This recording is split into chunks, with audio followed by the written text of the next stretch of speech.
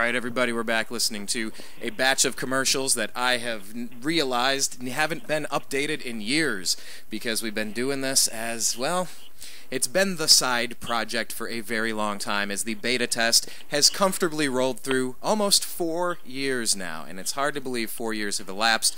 I will talk with John and ask him if he wants to record one saying, "Hi, this is John B. Wells. You're listening to Agree to Disagree on the New American Media."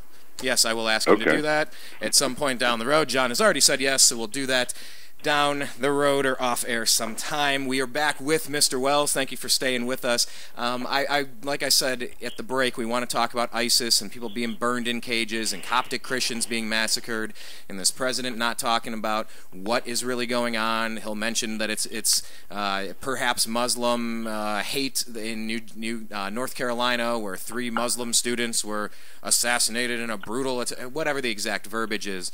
But the fact that ISIS is not Islamic and never mentions that they're killing Christians, and it's a very strange scene that we're going to pick up on based on our Nazi-Jewish World War II conversation prior to the break. So before we get into all that, John, tell us, man, how has Caravan to Midnight been treating you over the past? How long are we on now? 1.5 years? Where's the line where it kicked off? No, we just passed 1 year on February 3rd. That was our 1 year birthday. And if I had my kazoo, I would play you "Happy Birthday" on that kazoo. Well, you know what? I actually spoke with Art Bell himself on the last day of our birthday week, which would have been Saturday. Oh. And just chatted like I'd never spoken to him before, and he just called me up, and we just exchanged some pleasantries, and that was about it. It was so cool to get a call from him. Well, yeah. Legend. I mean, it really was, especially since I was such a fan of his for so many years, and then there was all the controversy, which was interesting, and it's, And what is the deal? He's coming back now? I've been hearing bits and pieces, although I don't have the real story. I'm sure you might. He's coming back to radio. I don't know in what capacity or what show or exactly how it's going to work. Well, I think they're working all of that out. Okay. So they've got to, if he goes back to terrestrial radio, then that's one thing, and if he decides to do it over the net, which is his plan right now, that's a new set of problems. And in any case, I mean, they're not problems that certainly can't be solved, and he's working on all of that. So we'll just see what happens. I mean, no matter what happens, all anybody can say is "Well done, lad." I mean, seriously, well done, because he opened the door for all of these discussions. It's like how George Carlin and Bill Hicks opened the door for a lot of social commentary we're getting now, blending of, the humor in the politics, whether it's, the Jon Stewarts and the John Olivers or what have you. Yeah, I mean, Art Bell is absolutely a legend, and hearing that he's coming back is fantastic, and I'm sure there have been quite a few other perks in the past year for you on Caravan to Midnight. Tell everybody about I'm sure you're going to have a lot of people that are subscribers to the Caravan, but you might have some that still remembered you from Coast, but they haven't made the jump over. So tell them what you're doing over there and what you've been up to the past year. Well, I'll tell you what I'm not doing, which is a way of by way of telling you what I am doing. It would have been a lot easier to just do a traditional kind of a podcast thing, just an audio only podcast. But it's like, if I'm going to do this thing, I want it to have some cool features to it. So it's a video situation, and we record the program between like 10 and 1 Central. And then the audio goes up right away, so people can have that at once. And we have apps for smartphones like Android and iPhone, FBI phone, I call it. Breadcrumbs, John. Breadcrumbs. Yeah, right. More of it. I've just got a simple phone now, a real simple one. It took 4 weeks to get the charger for the batteries out of China. It came directly from Shenzhen. It's like, wow, this is going to take till Hades freezes over. But anyway, it's a. The thing is it's a nice long conversation with wonderful, just really enlightening conversations with enlightened people. From we've had everybody from John Densmore of the Doors, the drummer for the Doors, on there, and Kevin Sorbo recently, Dr. Paul Craig Roberts, Richard Allen Miller, David Horowitz. Today we had Jonathan Cahn, author of The Harbinger, and we have, of course, Mr. Dice, of course, because it's sort of like hanging out with my little brother, getting with dice. We can be serious, but we also like to goof off a little bit and lighten things up a bit. And then this wonderful woman, well, one after another, really. There's Chase, and there's Rebecca Roth. And let me tell you what, her book, Methodical Illusion, makes the most sense of any of these 9/11 theories. Let me tell you what, this woman she's so bright, and her research is so good. I mean, she makes the most compelling case. I know a lot of people have put some really good work into this, And in many ways, what she puts forth does not contradict anything that Judy Wood has put forth, nor what remote viewer. Oh God, it's killing me. I'll think of him as just Courtney Brown. I hate it when that happens. I need know some the more feeling. omega-3s about the building being pre-wired. His remote viewer saw, guys in vans with coveralls carrying these canvas bags in doing stuff, and his remote viewers were not told what they were viewing, so he could keep it neutral. And it began to dawn on them after some time that it's like, wait a minute, this is New York. This is New York. This is 9/11. That's what this is. This is 9/11. And the remote viewers are flipping out. Brown's pretty good at what he does. He really is. My opinion is that I would be very surprised to find out that any of his work was not credible. And Dr. Judy Wood's work is credible. But I got to tell you, Rebecca Roth, I think she's the nail in the coffin. I really do. Check it out. Anyway, that's what we do.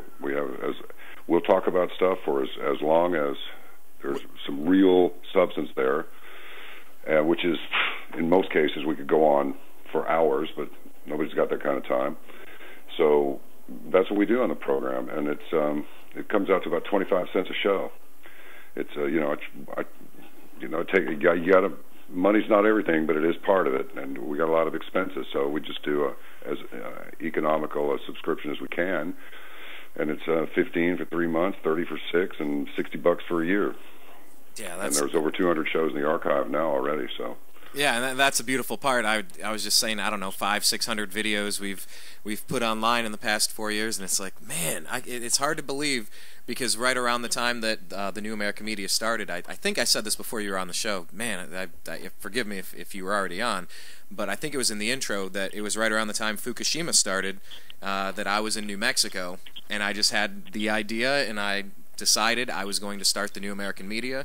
Right around the time Fukushima was starting, I came back, and our birthday was right around May Day, 4 years ago. And looking back on the content and the archive, it really is incredible. And in what you've been doing at Caravan, how inspiring has it been seeing your crew and your people follow you from Coast or from other sources and just kind of gather at your campfire every day? How cool has that been? It was kind of a deer in the headlights moment. It really was. I had no idea. I knew I wanted to keep going, and I was getting enough email to suggest that people were finding value in what I was doing over at Coast. And I did quite a few shows in 2011 over there, and kind of made Fukushima and that event to stay on top of it, kind of my personal crusade in a way. And so I got the domain name Caravan to Midnight, I think in 2006. I didn't know what I was going to do with it, but I knew I was going to do something with it. So I just bought the domain and just hung on to it. And then it was like, as soon as the Fukushima word got out, I went to the Mad Scientist Lab and started looking around for my Geiger counter. It was this giant thing, and I thought, they got to have gotten smaller by now. This thing's like from the 70s. Big red wand on it, this big case you carry around. It's a good one, but it's $50 just for the batteries. Yeah, like the cell phone brick that Johnny Cochran or Zach Morris had in the 80s. Oh, ridiculous. Yeah. So I got a hold of, couldn't find any really that weren't quite expensive. But then I made contact with some people in Western Europe who made contact with some people in Eastern Europe, and so I started getting some Geiger counters out of Russia, because right after Fukushima they were getting in short supply. And one thing led to another, and I got in touch with Vince Mazer, where the Geiger counters are made here, because the demand was so great that the quality control on the Russian products, the tubes were good, the instruments were really good, but toward the end of while we were carrying them, it got to where you had to really press the batteries hard to get them in, and if you didn't understand that you had to push them that hard, you'd be afraid that you'd break it, and we were getting calls from people going, I can't get these batteries in. I thought, we can't have any of this. We cannot sell anything to anybody that's going to give them any kind of a problem. Just tell them if they can't get the batteries in, send it back, we'll give them their money back. And that's what we did in a few cases, but most people were able to sort it out. It's like, there's got to be an easier way to do this. So this all started off with providing some measure of, I said, we need something for the water too. We need something that'll filter out radiation, get into it and find out what it is. And so we started handling that. One thing led to another, and then I went through 2012 with Coast. I went through 2013 with Coast. But I got to tell you, man, you run a daytime schedule Monday through Friday, and then you can't really do anything on Saturday, or you'll never make it to 0400 Sunday morning. And then you go to bed Sunday morning, and you wake up 4 or 5 hours later on Sunday morning, and then try and be normal on Monday. I mean, that'll put the zap on your circadian rhythms for sure. But it was totally worth it, because I made some great friends in the audience. And when I left, they sought me out, and they, of course, I'd been telling them, I don't know, I just had kind of a premonition things weren't, the responses were just a little bit too well, and I would hear every once in a while, hey, guess which was the most downloaded show, you know? It's like, okay, that's good. But everything, it was like Wordsworth wrote, never felt a calm so deep. And I began to feel that deep calm, and so I would just say at the end of the program, if I suddenly drop off the scope, just come to caravantomidnight.com, you'll find me. And they did. I left. And, yeah, how many shows? I'm trying to remember, because I reached out to you shortly after. It was shortly after you had started, because I had the membership. I'd been on the show as a caller before. Saw him at Ghost to Ghost when they did the thing at the Queen Mary, and met Dan Heiser and Nori and the guys, and a big fan of the show. And when you jumped on, I reached out to you. I was like, hey, this guy seems like he gets it. And so anyway, yeah, you've been on our show for a long time now. I can't even really remember when our first one was, but it's weird, isn't it? It's like 4 years. It has, and that's why I was saying, check out the archive. It's all sitting there, and it's all fun. And I definitely learned some lessons from that MH370 show. Thank you. Yes, I interrupted him too much. Fine, I was amped to talk about that weird story. I've got it. I'm a little calmer now. But don't worry about it, man. I do it too. Oh God! Well, I mean, hell, like I said today, the first hour of our show is just shooting the shit and catching up to speed on. I haven't talked to you in a long while, buddy. How you been? Oh yeah, did you check that thing out? Wow, what a thing. Anyway, but what I was saying was, after you'd been on our show, obviously I listened to the shows, and I liked the Saturday shows that you were doing, and I did remember that you dropped a few hints about. Check me out at Caravan to Midnight, kind of like you just alluded to. Do you remember how many times you did that? Because I definitely remember you doing it at least once, maybe 2 or 3 times, and I'm wondering if it might have even been more than that. Because really, shortly after, it was gone time. We're making a format change. Oh, okay, John's gone. Where'd he go? Let's stay in touch. I don't really remember it. They were good enough to. They were good enough to let me mention the site several times, and on the the host section of the Coast to Coast website, there was a tiny little link. Hey, John invites you to enjoy his personal website, and that was okay. So they made some accommodations, but I think this whole thing about when I have to say something, and I did. I mean, I don't like to talk smack about, and there's really no smack to talk. It's just I have no animus toward those people whatsoever. It was a great time, and it was totally cool. It really was. Time went by quickly. 2 years went by just like that. But well, no, I'll jump in, because it's I've had beers with Tom Danheiser. I've known him for almost 8 or 9 years now, and interviewed George a couple of times, and or spoken with him a couple of times, interviewed him at least once, and something else coming up. But it's like, so what? If you have 2 buddies and they're not dating anymore, stay friends with both of them. Whatever. Everybody's got their stuff. But knowing that all of those people followed you, or at least as many people followed you as they did. I think that is a reminder to everybody, including, I don't know, did you hear that Abby Martin announced she left RT or is leaving RT? She just said that today? I did not hear that. No, I did not. That's funny that you mentioned her name. I was just thinking about her. She's a sharp cookie. She really is. Yeah. Where's she going? Anybody know? I had somebody shoot me a link to her page on Facebook this morning, and I haven't really had a chance to dig into it too much. But I know Ben Swan's gone over there, and it got me thinking, because I've interviewed Abby, I've interviewed Ben, all these guys, and at the end of the day, all we have is our word. What is the De Niro line? At the end of the day, all I got is my balls and my word, and I don't break them for nobody. Yeah, that's Tony Montana. That's Pacino. So, oops, I screwed that one up. Thank you, sir. And it's all right. I'm here for you, pal. I'm here for you. I'm sure you wouldn't have butchered the Tony Montana accent either. But all I got is my balls and my word, and I bust them for nobody. All right, I break them for nobody. And the point is, in alternative media, whether it's Abby, whether it's John B. Wells, whether it's Ben Swan, whether it's myself, anybody, all we have is our word. All we have is our credibility. And the more we run our mouth about things that we don't know about, the more times we stick our foot in our mouth and say things that we didn't really mean or got misinterpreted. Like that stuff, it leaves either a positive karma or a negative karma. And I think all you have to look at is Brian Williams to see, just be as honest as you can while you have your audience, and if people like what you're doing, they're gonna find you.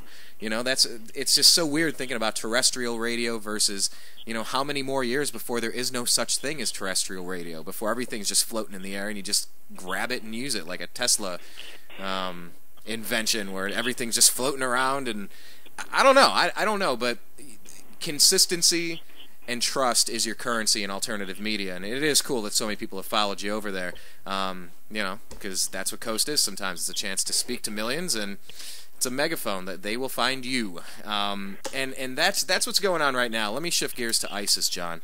They have their megaphone, and they're lighting people on fire in cages and burning them to death. They're doing perp walks with Coptic Christians, and what is that? Man, I'm even losing track of all my countries these days. What is it? Coptic Christians in Egypt, or is that Syria? That's it. It was Egyptian. I'm getting close. What are we supposed to make? I want to bring up that question that Ben Weinbrower asked a minute ago, and I'll read it again verbatim because this is really where I want to reset this to. It's very complicated. A lot of people are trying to pay attention, but I like the way Ben said this. To reset the question for you, John. Why isn't it plainly obvious to anyone with an IQ above room temperature that the request for war powers against ISIS is illegitimate and an obvious backdoor to attacking Syria to oust Assad, which was already attempted in 2012 but was thwarted by public opinion backlash and an unconvinced Congress? Well, what do you want to comment on that statement? Yeah, take it wherever you want to based on, let's start there and fan out. Well, our president may not be a practicing Muslim, but he is a Muslim sympathizer. He's already stated in print in one of his books that effectively, if push comes to shove, he'll side with the Muslims. He has refused to even use the term Islamic extremists, preferring just a generic extremist thing, label. There's got to be a label. Well, it's just extremist. But anybody can be an extremist. I mean, what does that mean? Is that Tom Green going extreme? That thing? Is he an extremist? No, well, kind of, but not in the terroristic sense. Well, maybe, but just because his commercials were terrorizing. But anyway, they were terrific. Terror something. Damascus is a key component in the biblical playbook. Vlad stopped, and the alternative media stopped the attack on Syria. So, yeah, I think there is a component to that, but there's more than that. I believe, in the Bible it describes a final battle. Well, people think that's just comic book language. No, it's not really a battle. Yeah, it is a battle. That is the word battle. So, in the same way that some apparently or seemingly demonically possessed schoolyard bully cannot be talked out of his desire and his attempts to beat and deliver pain on others, these people cannot be, these bullies in the Middle East, ISIS, now, they're not going to be thwarted. They're not going to be turned from their purpose. They got a bunch of people jacked up on the idea that Islam is it, and they're going to take over the world with it, period. You know, Italy just dispatched 4,800 of its 5,000 combat troops because Italy's afraid of an invasion from ISIS. You know, somewhere, I want to say it was in Detroit yesterday, or day before, some guy beheaded a couple of people after discovering they were not Muslim. When our president goes over to meet with the Saudi king, what does he do? He bows to him. How many presidents have bowed to any of that bunch over there? How about none, except for him? So we got a problem here. And him wanting to, this means if he gets a War Powers Act against ISIS, that means that he can wage war anywhere that ISIS is. Now, how many ISIS fighters do we think are leaving the country to go to the Middle East, and how many from the Middle East are coming back into this country who didn't originate in this country, but they look just like Mexicans? And they're quick studies, and they can speak some, they can act dumb, like they don't really get it, you know, and they're mentally retarded or whatever, and they can pass as Mexicans. They just don't say anything. But they're real quick studies, especially if they're on a mission, and they are. I believe here's the damnable misery of it, Brian. Mujahideen, CIA construct. Its leader, Osama bin Laden, CIA operative. Al-Qaeda. It's all over the press, even mainstream press. Al-Qaeda, Al-Qaeda, whatever, is a CIA construct. ISIS is a CIA construct. They were trained in Jordan. Jordan. Why? Are there some, look at your dollar bill, people. Why are you okay with a bunch of freaky, weird symbols on there, from the teensy little owl on the front of the $1 bill in the upper right in the curve of the frame, there on the upper left of the one, up there in the upper right corner? What's that little owl doing in there? Oh, you'll have to use your readers and a magnifying glass to see it, but it's there. And what's this Bravo Sierra with the floating eyeball in the pyramid point? And why 13 stars in that sort of Jewish-looking cluster of stars above the eagle, which isn't an eagle, it's actually a phoenix? Why are there 13 arrows? Why are there 13 leaves on, is that mistletoe or is that an olive branch in the other talon? What is all this freaky symbology? What's up with this phallus standing in Washington, D.C.? Look, people better understand, you may be normal. You don't want to send people to their deaths. You might even have a conscience over launching your little toy drone with a pack of C4 on it over there because you don't like those people, and it's to your political advantage that you wipe them out. And so what? You know, a couple of them were armed. We killed a few kids too, but no big deal. Most people would not do this. The people who are in government are a bunch of pedophile. Not all of them, but there are no lily whites up there at all. These people are backside covering prats and prigs and worse, who will do anything. Having some sort of a fit of morality over politicians is more ridiculous than actually trying to relieve your bladder literally up a rope. It's just plain, it has to be stupid at this point. How much evidence do you need that these people are freaks? Pedophilia running rampant through Parliament in England. Pedophilia all over the place. Even that little guy, Douglas Dietrich, talks about all the pedophilia. It is pedophilia. It's not pedophilia. That means you love feet. Well, it does. I hate both. I hate both. I hate the concept of both. What does that make me? An anti-pedophile? All right, I'm done. It just makes you fetish-free. Fetish, okay? Well, at least in those two regards, fine. All right, yes. Crystal clear there. Yes. Yeah, there are some disgusting people, and there are some horrible stories coming out, especially seeing a Bill Clinton connection down to a private sex island. Where is that, in the Caribbean? I mean, you can't even follow these stories anymore. It's so absurd. But there is a ton of dirt on a ton of connected people at the very high echelons of power on this planet, and it makes you wonder. Well, this guy Lawrence Krauss that I interviewed on Coast to Coast, I never forgave myself for not building him a new backside, because I mean, he just a universe from nothing, just takes God completely out of the equation.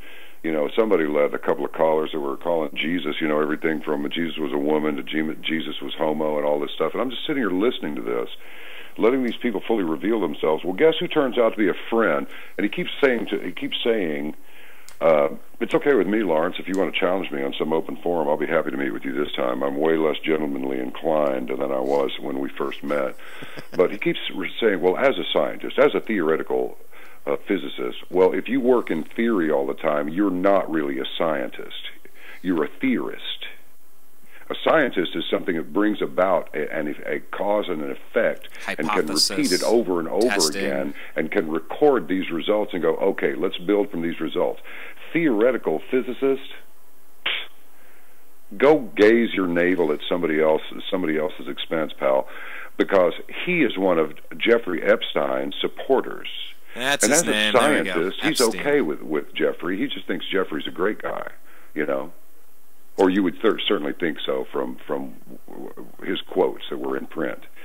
So he's in academia, where they continue to spread this, oh, there's no God. The people who believe in God or an almighty or a universal creator, they're just like backward, like cave people. They're morons. It's like, no, pal, you're the moron. Until you can tell me where you were before your consciousness, that electromagnetic phenomenon, as Dr. Jonathan Fellis put it when I talked with him and Dr. Phil DeFina, about the little girl in Oakland that they were trying to pull her plug, and these guys were trying to keep her going, and she's still going, by the way. That's a couple of years ago. Yeah.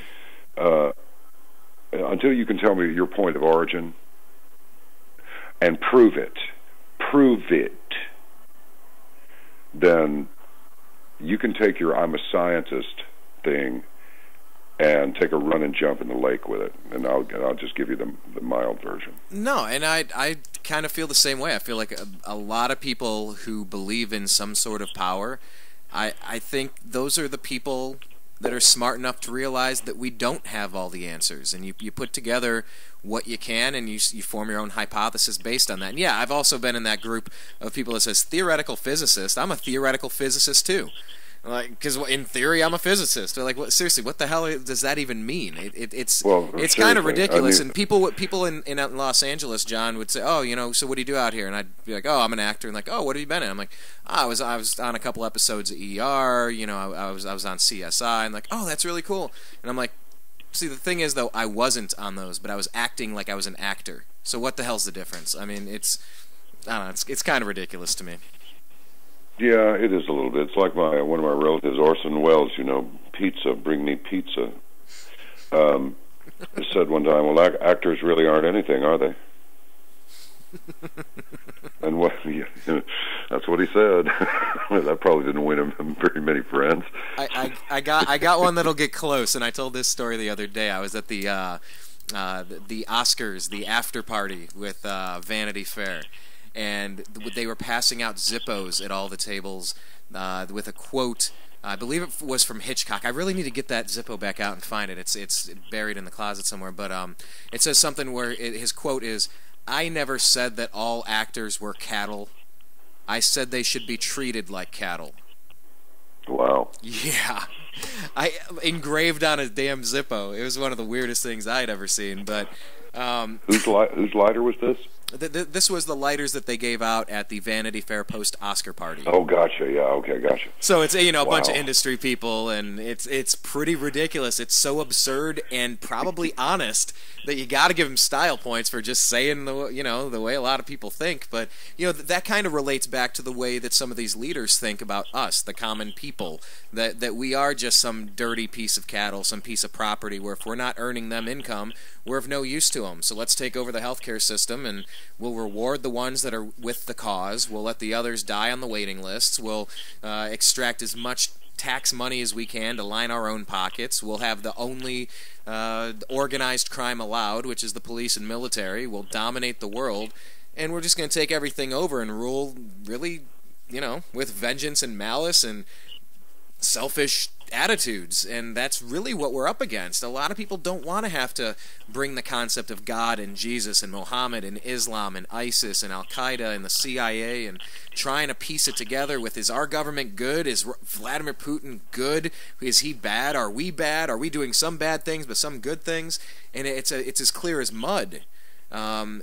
It gets very confused, John. So let me kind of ask you again.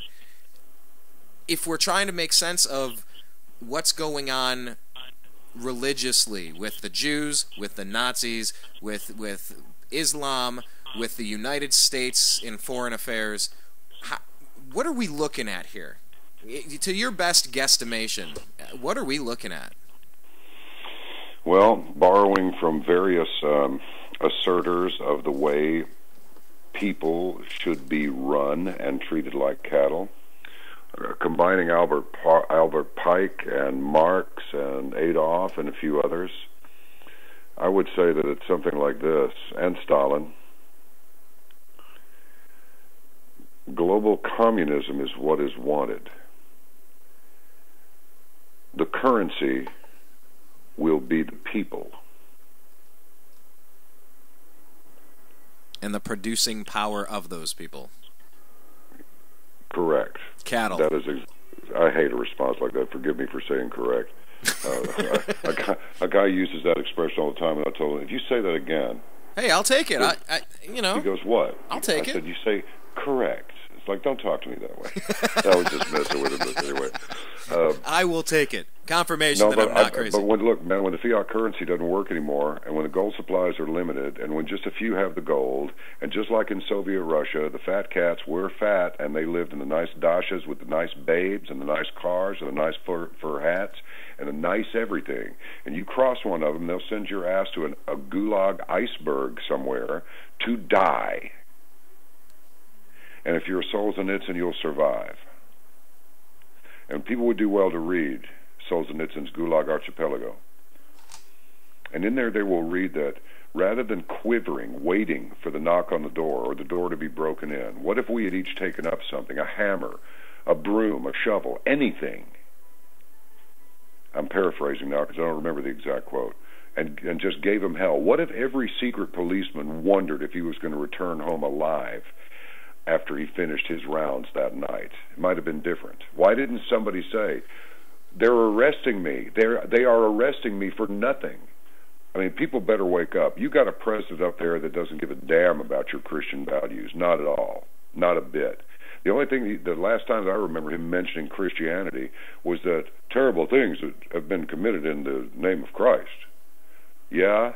Well, worse things have been committed by Islam throughout history. Okay? Well, the Crusades. The Crusades were to reclaim land that was taken. Period. Read the history of the conflict and the Crusades. Land that was taken by who, John? It wasn't just to go down there and convert anybody to Christianity or cut their head off. Now, that's what these morons would have you believe, but it's simply not true. It's not true. It's a lie. As Paul Craig Roberts stated within the last couple of weeks, truth is always the enemy of the state. Always. And he's right. Always. And people, you better gird your loins and you better get ready, because I'm telling you, I'm not Mr. Gloom and Doom. I'm a happy guy most of the time. I'm aware that I am in a world of you-know-what, but there are some roses and strawberries along the way, and it's fine. It is life. It is the way it is.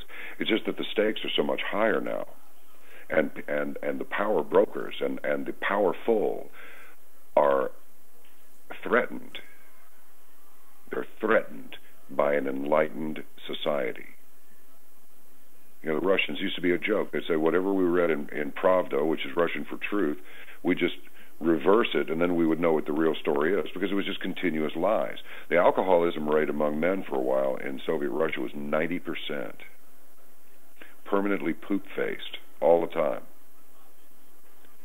It's going to happen again. Read Animal Farm, read 1984. It's all right there.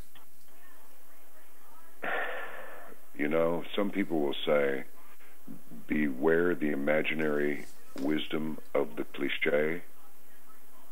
That was one of mine, actually. I formulated that one back in the 80s. Beware the imaginary wisdom of the cliche, which means, I was about to say I don't agree with it, but on second thought, I continue to agree with it. Don't let these things that you hear, such as freedom, patriot, constitution, self-defense, self-reliance, duty, honor, or any of those things become cliche, because when they become cliche, there is only imaginary value in them. You will not act on it, because you will know it's a figment of your imagination and it cannot be achieved. That's what it means. But those things can be achieved. And like Robert Duvall said to that kid in a little movie that didn't do much, but it's called Secondhand Lions, he and Michael Caine. Yeah. Duvall was telling this kid some of the things that are the most difficult to believe in are the things that are the most worth believing in. Love never dies, that good always triumphs over evil. These things are hard to attain. I've departed from his quote now. These things are hard to attain, but they are worth believing in, even if you never attain them. It's the quest for things. The purpose of flying a general aviation aircraft is flying. If you want to get there quick, go commercial. The purpose of life. What is the meaning of life? Life is its own meaning. The purpose of life is life. What creature doesn't struggle for its life if it's being killed, whether it's a fish you're pulling out of the water or some poor damn beast that you've decided to hunt down, and it's looking at you like you're killing me, you're defeating me, I'm going to die, but it's some fighting, guy it wants to live, Some guy, that's what we want to do. Or what if some guy in a cage being set on fire? Yeah, I mean, look, these people are of their father, the devil. Okay, there, I've said it. These bastards are of their father, the devil. What kind of scum burns a helpless person in a cage alive with gasoline or whatever? The same kind of psychos that burned the good-looking women back during the Salem witch hooey back in the day. Oh, she's sexy. She arouses me. She must be evil. I know. Let's set her on fire. They were just sadistic pukes. That's all. There wasn't anything to it. They were just murderers and freaks. That's all. Well, now you've got an organized, militarily armed, gigantic band of psychotic, murderous, sadistic freaks.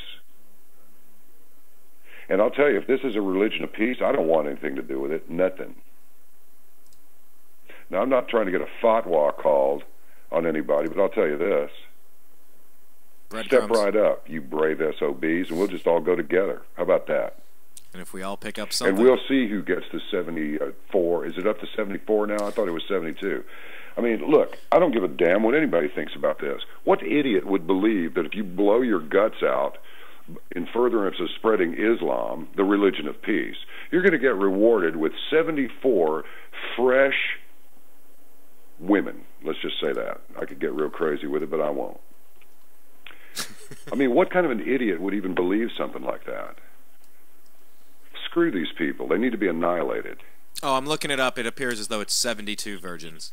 Oh, is it 72? I was 74 recently, but maybe I was thinking of the old Harley 74, the one like Fonda Road. I'm just kidding. Well, I mean, this is something that we have to talk about, because I saw this headline and I had to stop and do a double take, because you're hearing stories about people, and you've heard these rumblings for months about harvesting organs out of the people that have been captured, and now you're hearing this. This is out of the New York Post. This says female ISIS captives endure brutal and abnormal sex. This one I'm sure of that. This one is from February 18th. It says, perverted ISIS militants are trying to score Viagra to fuel their lust for brutal and abnormal sex, according to a shocking report from activists in the terror group's main Syrian stronghold. The supposedly ultra-conservative Muslim fundamentalists have been forcing women in the city of Raqqa to marry them and engage in savage sex acts that result in hospital treatment, the report says. The jihadists also buy kinky lingerie, described in the report as strangle strange underwear for their reluctant brides, according to the Raqqa is Being Slaughtered Silently activist group. A large section of ISIS members suffer from sexual anomalies and brutal instinctive desire for sex, the group wrote on its website. Several families had reportedly fled the city, and one girl committed suicide to avoid the lusty ISIS terrorist clutches. There is some really, really gross stuff going on, John. Oh, dude, look. It's more ridiculous than that. Brendy Richards came on from South Africa and talks about the moron idiots down there that are gutting the women in front of their family member while they're raping them. Okay, these people have no clue what this scum does. Now get this: back in the old days, the sheik's riding the burning sands, right? And he's got his harem, and so he brings one in. If he's in there having his pleasure with this woman, and she makes as Marty Feldman said, makes a yummy noise or a moan or anything like that, if she does anything to indicate she's having any pleasure at all, he'll lop her head off right there and bring in another one and let her bleed out over there so the other one can see what will happen if she makes any yummy noises. This has been going on for a long time. If you look at that Three Stooges deal from the 30s, where these guys take a cab and go to Egypt looking for Rootin' Tootin's cave or tomb, you hear this voice go, "Infidels, prepare to die." You know, this crap's been going on for a long time, and for us to indulge this some moron idiot woman from I don't know if she's from the Department of State or I don't know what she was from. I just don't know. And it's like, did you call her a moronic woman? It's like, yeah, if he was a moronic man, I would call him a moronic man. You want me to say a moronic female? Will that work? No, that's worse. Okay, to hell with all this political correctness too. She comes on the air, television, I presume, and then it's rebroadcast over radio, talking about how we need to improve the economic conditions of these people so that they won't want to be jihadis and you know, rape women and cut people's heads off and stuff like that. We just need to give them better jobs and better opportunities. Idiocy. Abject stupidity. It has nothing to do with getting them a job. What it has to do is harnessing the hate that they feel already because of their circumstances and then directing that hatred toward the most certain cause that they can make a case for. And the best way to do that is through the power of religion and enforce it brutally. This is the way it must be. This is the way we are taught. This is what we must do. We must kill any infidel. So you went out of the house there without your brother or your dad or something, and you didn't cover your face fully, so we're going to rape you, and then we're going to gut you, and while you're looking at that, we're going to cut your head off. That's what these people do. Now, if somebody's listening to me saying this going, wow, that's a little strong, isn't it, pal? It's like, yeah, it is a little strong. It's very strong. Excellent observation. And we better do something about it, because if these people who are in control now have their way, this stuff is going to be happening all over the place in the United States. They already, the citizenry has already witnessed a woman having her head cut off. Having her head cut off while she's alive at her food processing job in Moore, Oklahoma, by this insane Islamic lunatic. Where's all the outrage there? Some dumbass kid gets himself shot trying to take a gun away from a cop, and the whole nation is on alert because of the racism and the brutality and all that. And you know who organized all that crap? Soros. George Soros organized all of that. I asked the question, why would something that happens like this, which happens all over the country, is happening to somebody in South Central right now? In Ferguson, bleeping Missouri, why is this a flashpoint? Why? This ain't no Fort Sumter. This ain't no Pearl Harbor. This happens every day. George Soros is the answer to that question. He wanted to create civil action. And then some other idiot goes off in New York, kills 2 policemen up there, just murders them. And this is all about social justice. Well, let me ask you this. You see any neighborhoods burning down tonight? I don't. Nope. I don't see it at all. I don't see any huge groups of whites and huge groups of blacks just squaring off against each other, just waiting to get it on because they just hate each other. We don't hate each other. This scum that we've allowed to become authorities that's fomenting the discord between us. If you leave the citizenry alone, blacks and whites and browns and yellows and reds, we all get along with each other. We do judge each other on the content of our character. It's a damn government that plays us. People need to wake up. Look, this is your one life. It's going by now. It's going by right now. How fast did the last year go by? Pretty quick. Your whole life is going to go by that fast. Do something with it. Remember, as my mother told me, I'm telling you, remember who you are. Remember who you really are. And don't let these people control you or get over on you or control what you think or what you say or what you protest against. Do no harm to any person, but have the capability to visit harm upon them if they try to harm you, and only if they try to harm you, not because you can, but because you must. And you'll be all right. And read the 5-foot shelf of books. You'll read Machiavelli, you'll read Emerson, you'll learn about Coulomb and Faraday and all of this. You will have 4 college degrees in 1 year if you'll just read one book that's about 1.25 inches thick per week. We have this woman from the State Department, the top State Department spokeswoman, suggesting when asked in a TV interview Monday night about what the U.S.-led coalition is doing to stop the slaughter of civilians by Islamic State militants across the region.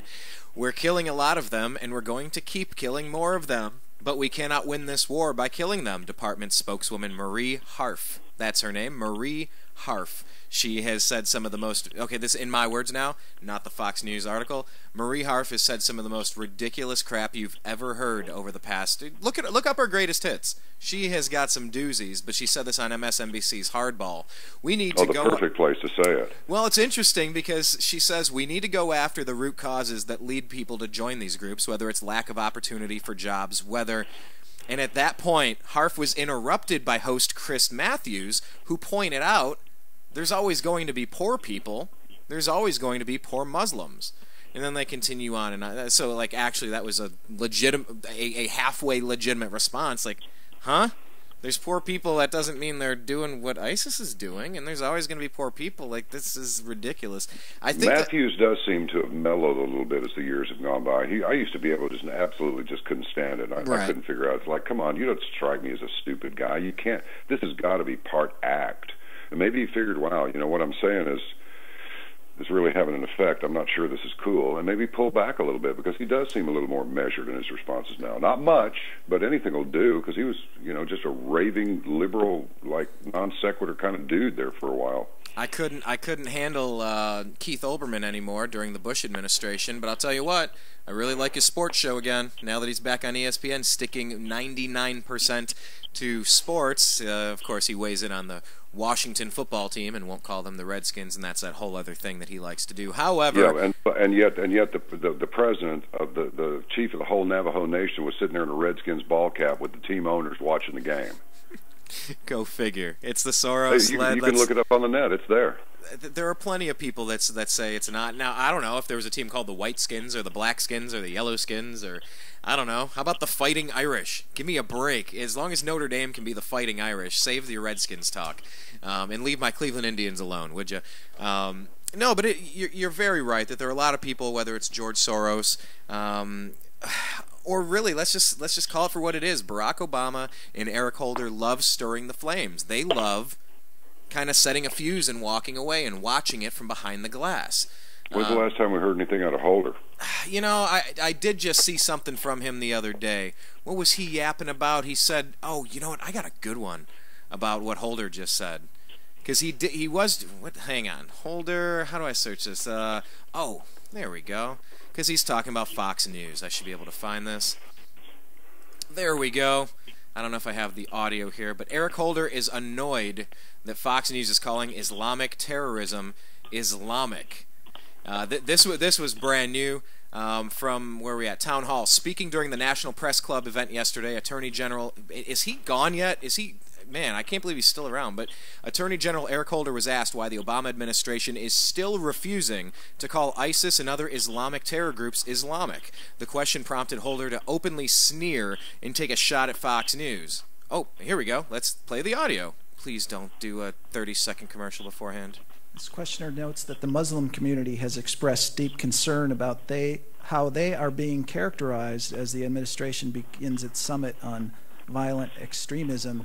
And I know that on the other side, the administration's been criticized for not calling it religious extremism in some of these cases. So it's sort of come on both sides. Could you tell us your thought process, and when you talk about this issue of religious extremism, how do you try to nail that right down the middle so that you're not going too far, but also you want to call it what it is, I imagine. So. Here we go, Eric Holder with his... Whenever you're getting criticized by both sides, it probably means you're probably getting it right. No, not even close. You know, it's we spend more time talking about what do you call it, as opposed to what do you do about it. You know, I mean, really, if Fox didn't talk about this, they'd have nothing else to talk about, it would seem to me. Radical Islam, Islamic extremism, I'm not sure an awful lot is gained by saying that. It doesn't have any impact on our military posture, doesn't have any impact on what we call it, on the policies that we put in place. What we have to do is defined not by the terms that we use, but by the facts on the ground. And so I don't worry an awful lot about what the appropriate terminology ought to be. And I think people need to actually think about that and think about, really, we having this conversation about words as opposed to what our actions ought to be. This is a difficult problem. This is going to be an ongoing issue. This is something that requires us to think as a nation. How are we going to deal with the domestic issues that I was describing in my previous response, and how are we going to deal with the foreign policy consequences of some very, very serious problems that our allies face and that we face, in particular, in a particular part of the world. But the terminology has, it seems to me, little or no impact on what ultimately we have to do. Does the terminology, John, have little to no impact on... Well, as we've discussed earlier, I think words are important. Yes, we did. I think terminology is words. So what is the impact of not calling it what it is? What is Barry trying to do? What is Eric doing? What is Valerie attempting? Why are they not calling it what it is? And also, of course, understanding that there is a large percentage of the Islamic community that has, they look at this completely foreign, just like if I looked at anybody do something nuts, whether I was affiliated in a group, whether I was a man or whether I was white or whether I was, my ethnic background or my religious background, there's a lot of people that don't relate to what these crazy nut jobs are doing, but what is the impact, and why do you think Barry will not say what it is? Well, I may be playing devil's advocate here just intermittently. I can understand why, if Muslims are being killed by other Muslims who feel that these Muslims that they're killing are not Muslim enough, and they flee the country, as many of them have done. They flee these various countries, as tens and hundreds of thousands of them have done, because they simply want to practice Islam as a religion of peace. Then, yes, I can see where a case could be made for, look, let's not throw out the whole religion because of these freaks. The problem is the Muslim community has not done enough to annihilate, eradicate, or otherwise neutralize the extreme element of their religion. They have not done enough. So either they get to take care of it, or we're going to have to take care of it, because if we don't take care of it, it's going to take care of us big time. We won't be around. If the goal is to spread Islam around the world, then we need to look at that also. Now, if you look up the word tolerate, you will find the definition to be something along the lines of to endure something unpleasant or disagreeable. But if you look up the word tolerance, it instantly goes to, oh, tolerance is not leaning on people who have a culture or faith or the attendant appearance and customs that go with that, you know. A little redundancy there, sorry. It's all good. You know, it shifts instantly to a political definition rather than, yeah, we'll tolerate your religion, even though, well, wait a minute, are we tolerating their religion, meaning putting up with something that is disagreeable or unpleasant, or are we indulging in tolerance, which means being fully accepting of something that's completely different to what we're accustomed to or what we believe? You can't, I don't think it's proper to skew the definitions that way, which is why I recommend that everyone avail themselves of an Oxford Universal Dictionary and make sure that it's not any later in publication than about 1982 or 3. Because the words like, well, bling bling wind up making their way into, they do, bling bling. No like twerking. That's some sort of a legitimate, it's stupid, you know? Twerking and dope from The Simpsons, and yeah. All the new vernacular, all of the slang. What do they call it? They have what the hell is that? It's like a slang Bible or something. Anyway. I mean, did nobody catch it that you said Doe a minute ago? Yes, Wasn't that the guy's name that had all those people that they killed themselves up there in San Diego and they were gonna catch up with a spaceship that was in the tail of the Hale-Bopp comet? Hale-Bopp, yeah. Oh, I don't I think remember his name was Doe, D-O-H. Isn't that the same thing that Homer Simpson used to say all the time? Oh, that's what Homer says. I'm a big Simpsons fanatic. Now I'm looking up Hale-Bopp. What's the guy's? What am I looking for? The leader. All right, Hale-Bopp leader. I like doing this search on the fly. Heaven's Gate. Hale-Bopp. Yeah, that's it. Where's he at? Hale-Bopp. Come on. Marshall Applewhite. Oh yeah, also known as Bo and Doe, among other names. Doe. I agree with you when kind of how we started the show, John, talking about how words matter. And, you know, people graduating with 7th grade vocabulary skills, and it is a shame. It needs to be called what it is. And either, I mean, look, it's Christians versus Muslims. It's beheading people in Oklahoma. It's happening all over Europe. And it might be used as a proxy to get us back into Syria and something with Iran, and how does Russia play in, and who's China going to back? Like, this really is leading us toward a difficult place. And how do we sort that out? I know that if you had the answer, we'd have this figured out. This is very complicated, but all these religions that want to kill each other and all of the connected officials in the elite that are trying to use the useful idiots to kill each other, and, you know, the more violence occurs, the more they can push the NDAA and the more they can push for FCC regulation of the internet and hate speech. It's all a trip. It's all a trick. It's all a trap. And how do we combat that? If we're smart enough to know that we're being played, we're American, but we don't really like what our government is doing. What are people that are awake to this, hip to this? What are we supposed to be doing right now, John? Cut their money off. Don't do business with the big banks that control them. Just don't do it. Disengage. As Guardian James, an Englishman living in Germany, he's in IT, says, don't occupy, unoccupy. I just say vacate. You know, you don't want to do the Obamacare thing? Don't sign up for it. Nobody should be able to effectively hold a gun to your head and tell you, you will buy this. And by the way, we lied about you being able to keep your doctor. We lied about the cost. We lied about specialists that you'd be able to see. We lied about the whole damn thing, actually. But you will do it, or we will levy a tax against you, and we'll pick up your stuff. And when they show up, defend your property. Look, nothing short of a revolution is going to stop it. Nothing. And as far as the Islamic threat is concerned, if people can say, well, the Crusades, okay, all right, let's go with that. Look at these extremists, or whatever these murdering slime, pigs straight out of hell. look at them as on a crusade. Oh, absolutely, just as false and awful as the Christian crusade. Just terrible. Don't bother to read a history book and find out what it's really all about. Just wrap your mind around this.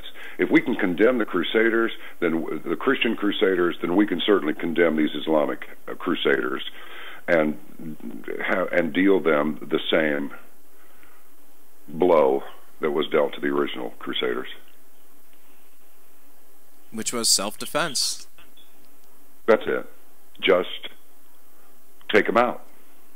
Don't cajole, don't persuade, don't convert.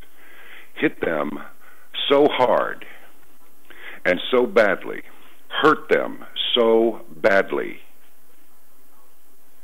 that they become incontinent in both ways, with no depends on, at the mere mention of the name of this country or of the citizens. 2 years, John. 2 years, Barack Obama. I mean, well, he ain't doing nothing. You know what side he's on. And it's such a weird position to be in a country where, you know, like you said, you cite his words, you cite his speeches, you cite his book. You know, when it gets difficult, he's going to, you know where he's going to side. And you see it in his administration, what he's telling them to say and what they're not allowed to say. We got 2 years. Absolutely. They're coming That's why after Holder the was internet. stuttering. Yeah? What did he say? You know? I don't know. I think I counted 15 of them, and I only paid attention to half of it. I don't know. Which probably meant, you know, I get it. I'm not a dumbass, but I got Barack breathing down my neck. You know, I can't really talk any smack about it, so I'm going to give you a non-answer, and we should let me off the hook and just, you know, look at my nice smile and recognize my authority and just let me go, will you? I feel sorry for Jay Carney. I bet he couldn't wait to get out of there. All of them. I couldn't even imagine. Talk about one of the worst jobs. I wonder if Mike Rowe, because he's very political. I don't know if you've ever had him on your show, but you probably should. That'd probably be a hell of a chat with him. But Mike Rowe, he does that Dirtiest Jobs television show. I wonder if he could bring in a former press secretary. I would love to see that as a Dirty Jobs. Wow. That is a dirty job. I couldn't even Carney imagine. just looked miserable up there. He's squinting through his glasses, just putting out drivel, and he's not an idiot. Yeah, he's not. But I'll tell you what, he didn't let the door hit him in the backside on his way out. He just got the hell out of there. I don't blame him. No, not at all. But, John, I'll tell you what, we're going to get the hell out of here because it's about that time. But, you know, once again, why don't you, you know, I was wondering, other than Caravan to Midnight, are you also on Twitter and Facebook? Like, are most of your conversations in the Caravan to Midnight format with the videos and the shows, or do you also comment on things more in real time in between the recordings on Facebook or Twitter or Instagram or any of that stuff? Well, we do have Facebook and Twitter, but I don't get on there. I really don't, and I'll tell you why. Once we set these things up before we realized how invasive the Twitter and Facebook and shall we call them platforms are. And so, as Val Kimmer said, depicting Doc Holliday in Tombstone, my hypocrisy goes only so far. So I can't very well criticize Facebook, but somehow still be an active user of it. Now, we do have a page, but it's for other people to use. If they want to use it after the things that I've said about it, then that's fine. If they've taken steps to protect themselves against invasions of whatever form that might be perpetrated on them through that platform, then good. Hopefully they're responsible and they've thought about it and they know what they're doing. But I'm not going to support something that I oppose. If it was a place where people could post and communicate freely, well, that'd be one thing. But when they have the power to delete what you say, they're monitoring everything that you do, which I can understand the need for that. It's just that before you cut me loose, let me put this on the cake. This will be the last little cherry I can put on there. Hopefully it'll be a good one. Bring it. This country needs to change philosophically. We have to stop being soundbite, TV, zombies, violence-loving, violence-applauding moron idiots who put up with the Kim Kardashians, bless her heart. I mean, I don't want to see dueling beach balls. I really don't. I don't understand what the fascination is with that. Madonna's been taken off BBC Radio 1 as being old and irrelevant to their younger listeners. Yet I heard U2 today. I don't know. Go figure. Yet I heard U2 today. I don't know. Go figure. Well, it's just, we need to change. Any martial arts master will tell his students that a virtuous leader or leaders will make for a virtuous country, and a happy family makes for a happy nation. I think we had better go back to a few old school ways of doing things, like raise your kids properly, quit looking at porn, take care of your old people, take care of your neighbor, stop being in a race to get into debt. Most of what you have you don't need. Some people I hear are limiting themselves to 100 things. That's all. Whether it's a pencil and a hairbrush and some others, 100 things, and that's it. And that's everything. How many people could do that? How many people really value life over stuff? How many people value people over stuff? Get rid of this, he who dies with the most toys wins. It's kind of funny, but too many people took it to themselves to be a part of their code for living, and it's wrong. So we cannot run around the world murdering people with drone strikes, not giving a damn if we hit women and children, because we need to take out a terrorist. We need to stop this. The party's over, people, and it's time to clean up. And nobody wants to, but we're going to have to. Otherwise, we're going to have to live in the mess, in the detritus of a party that's been over for a long time. We're going to have to live in that wrecked living room of a life and of a nation, because we just won't clean it up. And that's what we have to do. So through the Solutions Institute, you will learn how to do this, and then after that, it's up to you. And if you don't do it, that's on you too. I have spoken. Oh man, I can't wait till Dan gets a chance to hear this one, because really, the Solutions Institute, it's a meeting place where, are you interested? Are you awake? Are you frustrated? Are you angry? And you want to do something productive? I always wondered if my best songs when I was in my bands, if my best content came when I was upset or frustrated or annoyed or angry. Kind of. I didn't really write a lot of happy songs, but when I had stuff on my mind that I had to complain about, man, that's when the songs always came out. And you're right, John, that is what the Solutions Institute is there for. It's to step your game up, what the main component of SI is, if your idea requires force, it's not a good enough idea. I'm paraphrasing. I'll let Dan say that exactly, but there is no left and right or Republican or Democrat. It's just freedom and liberty and live and let live, and we have to be more accountable, and we have to get engaged, or else indifference to public affairs is being ruled by inferior men, said Plato, slightly paraphrased as well. So yeah, that's right. We'll stay engaged that way, and I guess we'll stay engaged with you and Caravan to Midnight as well, I suppose. Well, I would appreciate that very much. I will do my very best to, at all times, do my very best for the members, and I think we have a lot of well-satisfied members, and they let us know that what they're happy with, and occasionally they'll let us know what they're not happy with, but not often. Excuse me, but not often. We really try to put out a quality program. We didn't know what we were doing, but we got a handle on it now, and have since a couple of months into it when we started in 2014. So well, anyway, that's the point. You never know what you're getting into until you get going.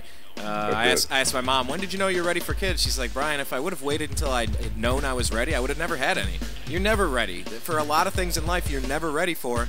Just take the leap, and then your life is going to happen in the meantime. So if you're happy looking in the mirror and not participating, so be it. But if you want to get engaged and pay attention to what the FCC is trying to do to regulate, control, and tax and limit your free information flowing on the internet, get engaged. You got about a week left, and check out John on caravantomidnight.com and check us out at the New American Media. So, John, let's try to not let so much time elapse between now and our next conversation, and I'm sure I'll be talking with you off air, and I'm going to hold you to it. You're going to record one of those little promos for us. All right, you got it.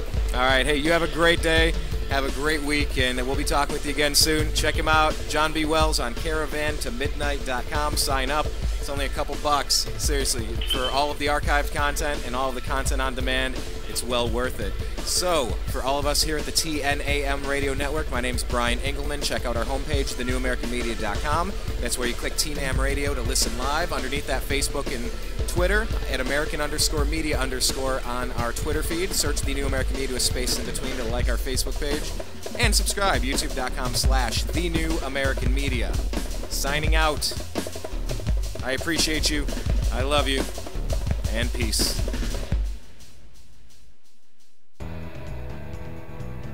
You are listening to the Agree to Disagree program on thenewamericanmedia.com. Hi, this is John B. Wells. You're listening to Brian Engelman on Agree to Disagree here at thenewamericanmedia.com, and I have an idea for you. Don't go to a puppy farm. Go to a shelter. Adopt a dog or a cat. No, I'm serious about this.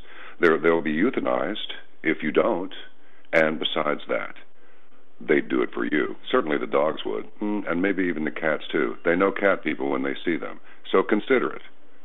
If you lost a family member, I sincerely hope that didn't happen, but if it did, or if you just need some company, like Mark Knopfler saying, it's evil living alone.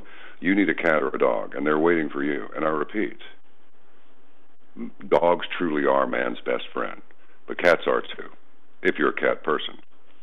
So check it out. It'll make you feel good, I promise.